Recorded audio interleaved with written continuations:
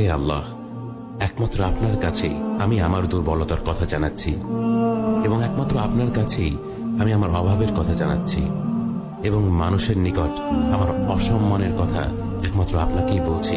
হে আরহামার রাহিমিন, আপনিই তো প্রতিটি দুর্বল ব্যক্তির রব, এবং আপনিই আমার রব।